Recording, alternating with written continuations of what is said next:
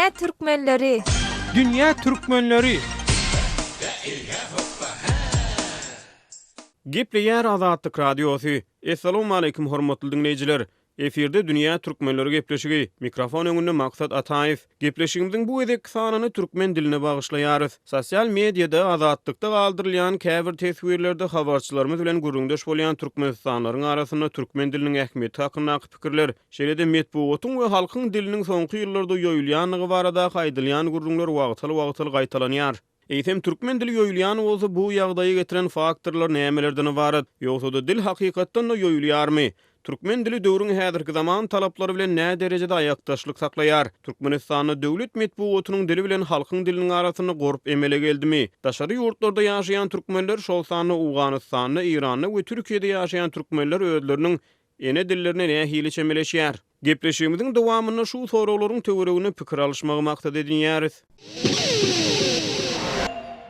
Türkmen dili Türkmenistanyň döwlet dili bolup ol gelip çykyşy boýunça 6 aý dil maşgalatynyň türki diller toporuny degişlidir. Türki dilleriň oguz dilleri şahatyna degişli bolan türkmen dili türkmen ýazyjy şahyrlarynyň arasynda edebi dil hökmünde 18-19 asyrlarda emele gelýär. Britannica ensiklopediýasynyň maglumatlaryna görä ondan ozal türkmen şahyrlary Çağatay dilini eser döredýärdi. 1917-nji ýylda Sowet häkimiýetleri türkmen diliniň gepleşik formasyny esaslanýan edebi türkmen dilini döretmegiň uğruna çykýar. 20-nji ýyllaryň aýaklaryna türkmenler arap elipiýinden latin elipiýine geçýär.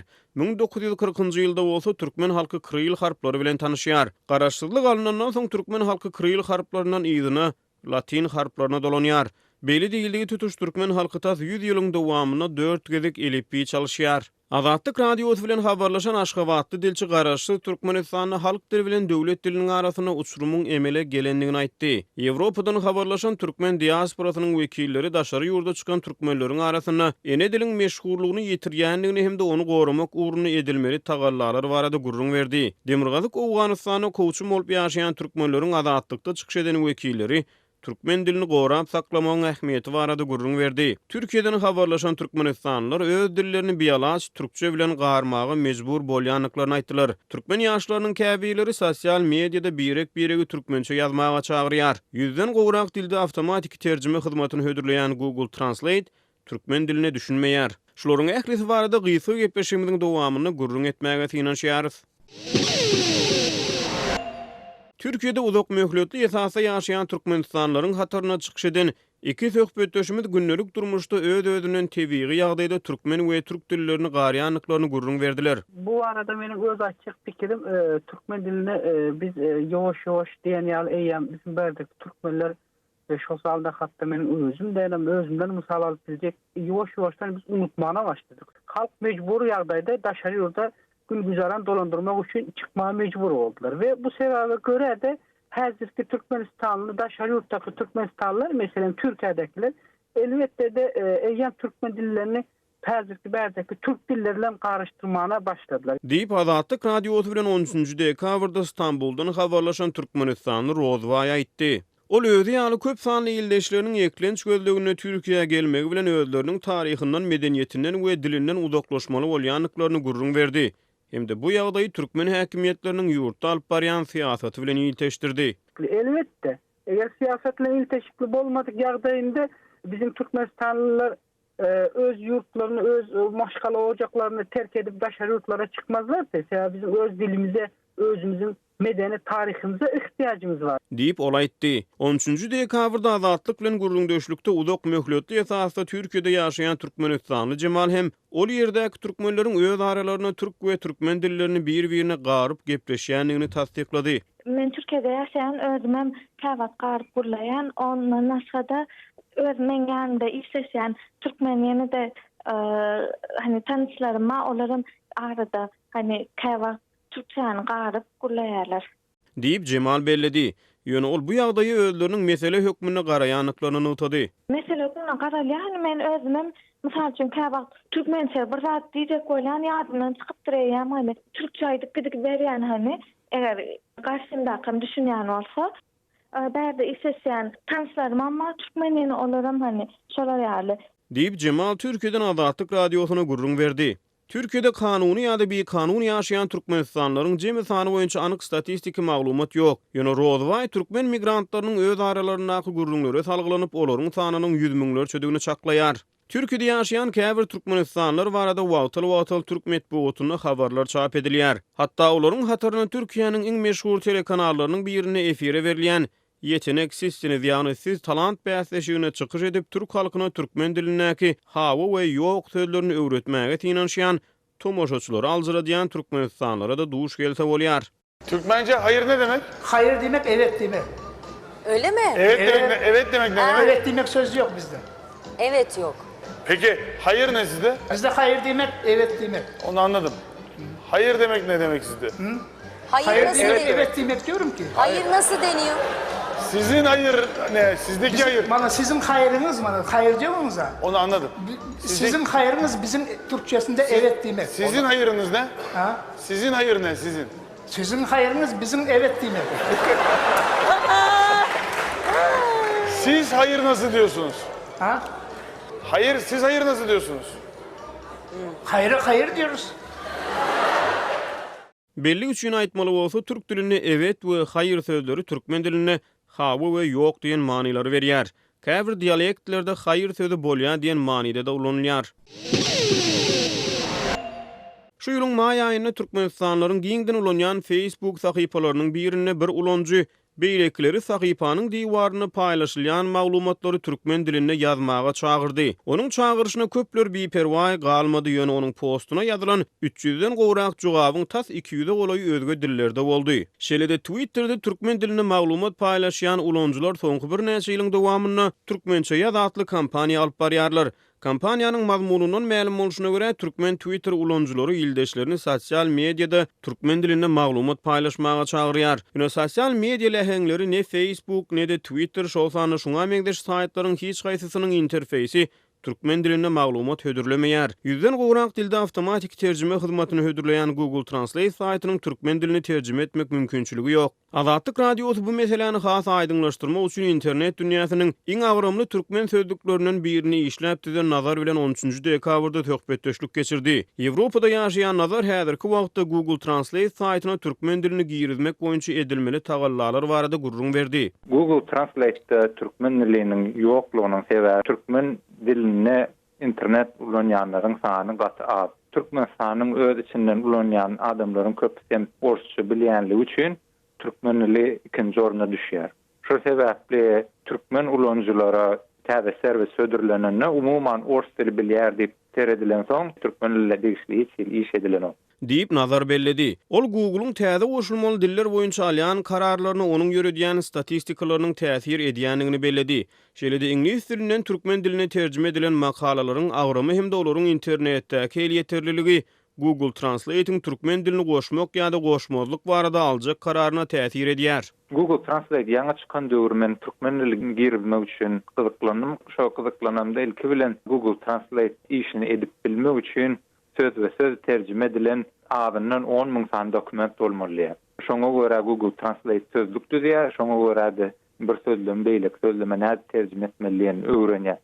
Google Translate'in umuman işleýişi machine learning, yani öwredilen maşin algoritmleri bolan soň, oňa iki san terjime, deň terjime söz we söz terjime edilen teksti bereninde ol şu tekste seredip şu türkmen sözü şu ingliz sözü bilen gawas gelýär diýip özi çaklap öwrenýär. Şol esasy hem terjime edýär. Demek şu algoritmany türkmen dilini goşmak üçin söz we söz inglizçe ýa-da başga dile terjime edilen uly möçberde tekst gerek. Ol tekst hem şu wagt türkmen diline ýok diýsegem boljak diýip nazar belledi. Demirgazyk Eýranyň hususan türkmen sahra sebitinde howçun bolup ýaşaýan türkmenleriň arasynda da türkmen dili ýörgünli dillerin biri hasaplanýar. Ýöne 13-nji dekabrda Azatlyk radiosyna beren interwýusyny asly Eýran türkmenlerinden bolup, soňky 10 ýyllyklaryň dowamyny Germaniýada ýaşaýan aktivist Yusuf Kor Eýranyň türkmenleriň öz dillerini saklap galmaklaryna bökdönçlük döredilýändigini gurrun berdi. Tapawut etmeýän İran türkmenlerimi ýa beýleki etnik azlyklaryň hemmesiniň içinde şu dil meselelerini gorumak esasy wezife bolup durýar. Ýöne şu mesele bize gelende türkmenlere gelende de beýleklere şol uğurda hareket ýalan olakan esasy meselesi bolýar. Günnelik aladalara gelemizde ýaşaýyşda fars dili gaty güýçlü rol oýnaýar. Sebäbi hökümet bar güýji bilen köp çykdaçylar harjadyp şonu ýörtýär. Bar çöldäki ýaşaýan hemmesini mejbur etýär şo dille köp bulunutun. Ondan sonra bütün radio, telewiziýonlar diňe fars diline bolmaly diýip hökümetiň karary bar. Diýip Ýusup Kor İran türkmenleriniň ene dil meseleleri barada gurrun berdi. Ol daşary ýurtlarda ýaşaýan türkmenleriň ýaşaýan ýurtlaryna türkmençilige mahsus medeniýet ojaklary döredilende bu şertleriň arasynda türkmen dilini saklap galmaga uly goşant goşokdugyny çaklady. Demirgazyk Owganystanyň ýaşaýan etnik türkmenleriň Azatlyk radiosy bilen töhbetdeş bolan wekilleri hem türkmen dilini saklap galmak uğruna Owganystanyna edilmeli tagallar barada gurrun berdi. Owganystanyň Magarif Ministrliginiň türkmen dili bölüminiň işgäri Eziz Omar türkmen diline çap edilýän kitaplaryň ähmiýeti barada gurrun berdi. Ol Owganystanyň Magarif Ministrliginiň türkmen dili bölüminiň işgär sany barada da maglumat berdi. Bizlerin departamentimizde ya bölümümüzde 3 nefer işgarımız, teşkilatta 3 nefer teşkilatımız var. Diýip Eziz Omar aýtdy. Owganystanyň Milli Mejlisiniň ýokary palatasynyň öňkü agzasy Baýmurat Goýunly Owgan türkmenleriniň arasynda hususan türkmen diline çap edilen kitaplaryň owa ýerlerine paýlanmagy uğruna tagalla edilýändigini gurrun berdi. Hawa türkmenlerim şoralar gurap, enjimenler medeniýet eşiklerini açyp türkmen öz aladasyny dil barasynda, bilim barasynda hem aladalyny edip durlar. Diýip Goýunly aýtdy. Eziz Omar türkmen diline sapak berýän mugallimleriň dil sowatlygyny ösdürmek boýunça edilmeli işleriň bardygyny aýdyp şeýlediydi. Malimler bara söylesem azı kynçylyklarymız bar hazır. Bu kynçylyklarymız riyasat-ı terbiye-i malim her vilayette bular türkmeni dile, türkmeni dil barada ustadlarımız, malimlerimiz bayat terbiye bolsa. Bular şu dil barada okuysalar. Hazır bu müşkillerimiz bar. Diýip Eziz Omar aýtdy. Goýunly Türkmenistanyň Demirgazyk Owganystanyny açyp beren gyýylaryň mektebi barada Demirgazyk Owganystany Türkmenistanyň şeklen elektrik energiýasi barada gurrun berdi.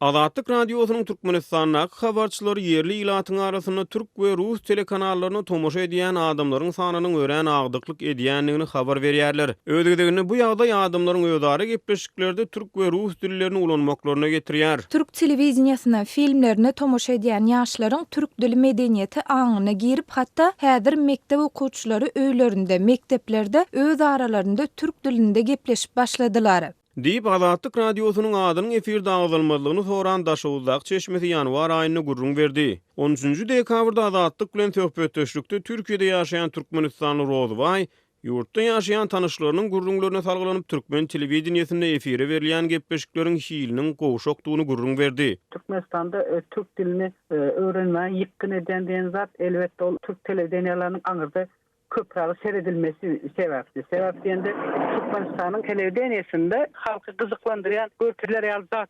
Diýip ol belledi. Birgedek Türkmenawatdaky kafede ýaşy 40-a ýetmedik iki denanyň Stambulyň özlerine galdyran täsiri barada türk dilinde gepleşýändigini gördüm. Marda bolsa aýallaryň we çağalaryň öz sözleşine türk sözlerini goşup ýagny garşdyryp gürleşýändigini eşitdim. Meselem aýakgabyň barmy diýip soramaň deregine aýakgabyň barmy diýip soraýarlar. Diýip Azatlygyň ýerli çeşmesi gurrun berdi. Gepleşigimiziň şu ýerine görnükli türkmen şahyry Kerim Gurbannepesowyň öz sesinden ene dil modadan gaçýar diýen goşgusynyň bir bölegi eşitdirýäris.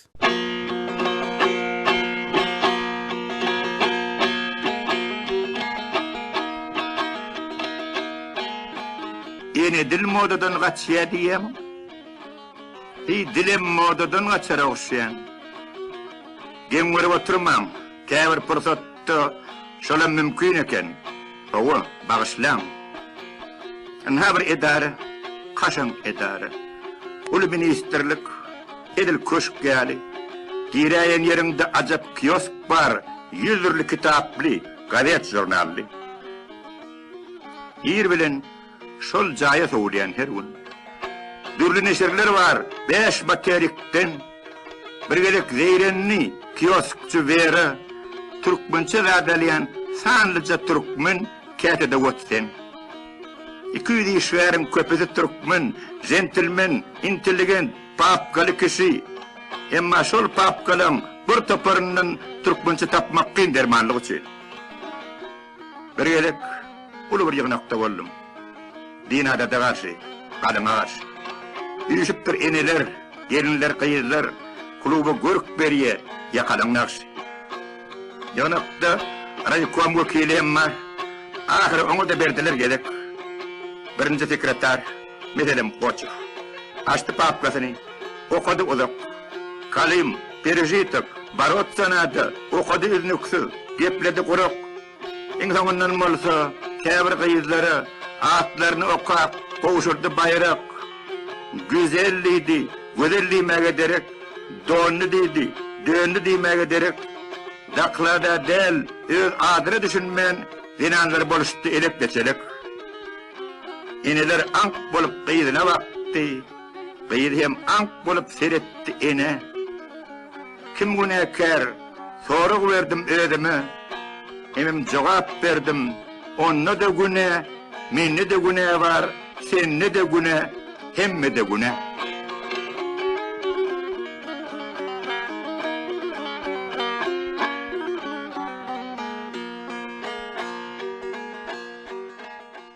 Aşgabatly ýazyjy Mamrat Bugaýew Türkmenistanyň garaşdyrlyk ýyllaryna döwletiň täsiri bilen medeniýet diliniň täsir evolýusiýany başdan geçirenligini gurrun berdi. Garaşdyrlyk ýyllary başlandy. Dilin başından inen muşakkatdan men nähilrek suratdan rızamın bilemo. Şol Türkmen dilini beýleki dillerden geçen sözlerden araşdyrayan nilen kerde bukulunup, dille ullanıp görülen ne kadar sözleri ullanmaklığa kadagarlık giyirdiler. Onu derek çemleren rahatları son orunu ullanıp başladılar. Diýip ýazyjy Bugaýew resmi medeniýetde dil jähitden bolup geçýän özgörüş suratlandyrdy. Ol käbir anyk misallar berip telekeçi, çygyryny diýen ýaly döwlet medeniýetine ulanýan käbir sözleriň düýüp manylarynyň häzirki medeniýetde göz öňünde tutulýan manylardan daşdadygyny aýtdy. Ol garaşdyrlyk ýyllaryna çeper döredijiligi giyirdilen çäklendirmeleriň edebi dili agyr zarba urup türkmen dilini çagşadanlygyny belledi. Onun sözlerine göre canlı dilin ötüşünü iyermek üçün täze sözlükler çap edilmeli. Dile aralaşan täze sözleri öwrenmeli. Dünya bilen ayakdaşlygyň hatirasyna terminleri giýirmegiň uğruna çykmaly. Adaty adamlaryň gepleşik dili bilen häzir medeniýetiň dili bilen ullanasym gelýär. Oňa edeb dili bilen öwrüjüda mukaddes usta Tuhanyn deresim bilen o häzir medeniýetde ullanýan sözleri medeniýetiň dili bilen halkyň diliniň arasyna juda gork düşüp gidip barya gitdiňse birbirinden daşlaşýar. Diýip Bugaýew aýtdy. Türkmen diline bagyşlanýan gepleşigimizde türkmen edebi diliniň düýbüni tutujular diliň soňky 100 ýylda geçen çarkanlykly ýoly türkmen intelligensiýasynyň dil aladalary barada giňişleýin gurrun etmäge mümkinçiligimiz bolmady. Bu aralykda 13-nji dekabrda Azatlygyň web saýtyna türkmen diline käbir test soraglar taýýarlanyp çap edildi. Bir günüň dowamyny testde 60 adam gatnaşdy. Testde gatnaşyklaryň şu wagt içinde alan umumy baly 100den ortaça 61% barabar boldy. Testde gatnaşanlara minnetdarlyk bildirýäris, hemmeler oňa gatnaşmaga çagyrýarys. Gepleşigimiziň ahyryna ýazyjy Täç Mämet Jurdekowyň dil barada ýazan değişmeli kyssasyna dikkatyňizi ýetirýäris. Можно mı drawlanlar? Gelin geçin ýaşuly. Şu ýeri gazetiň redaksiýasymy? Hawa. Hälde mer gözläp lütüm çykdy. Onda ýadansynız agam, oturuň. Spasiba. Men bir iş bilen geldim. Özüm gaty seriozny iş. Aýdyp oturuň. Panimaýyş, biz soňky döwürde dilimiziň işini gördüler. Näme boldy ýaşuly? Näme boldy diýip siz näme bihabarmy? Prosto gaharym gelýär. Her kim agdyna gelenini aýdyp dili dürüşde etdiler. Telewizorda peredaçylar görüňde okmy? Görýäs. Görýän bolsaňyz näwjel bu zatlaryň garşysyna görüşüp bolmaýakan? Ay juda howsala düşürýäli zat ýokdurly. Bar, eminni bar. Şular ýazatlaryň külüni göge sowurýan bir statiýaçyk iýeripdim bilen şonu peçat etmediňizle ýa? Be, şol makala asyl siziň kimiti? Wa hawala da. Dilin arasylygy hakynda gaty janyňyp gurulýaňyz welin ýoksa da özüňiz ýazyjy, şahyr dagy dälsiňizde. Şkolda mollum. Nämeden okujaňyz? Türkmen dili i edebiýat. Onda düşnükli. Näme düşnükli? Biz sizi näde tapyp bolarka diýip ýördük. Mazaly özüňiz gelýärdiňiz. Hatam ýazjak bolduk, adresiňizi bilmedik. Görkezmäni kiniňiz. Bagstan welin agam asyl bir dili bulaşdyryp ýören özüňiz ekiniňize. Ha, näme? Yalan. Siz baryp ýatan töhmetçi, üstüňizden jaly bolsa ederin. Görýän bulary, sygyň şahnursaň en namysdylar diýleni, kärdeşlerini ýamanlasaň öz ýakanyny tutýarlar. Ýok, ýa вам покажу.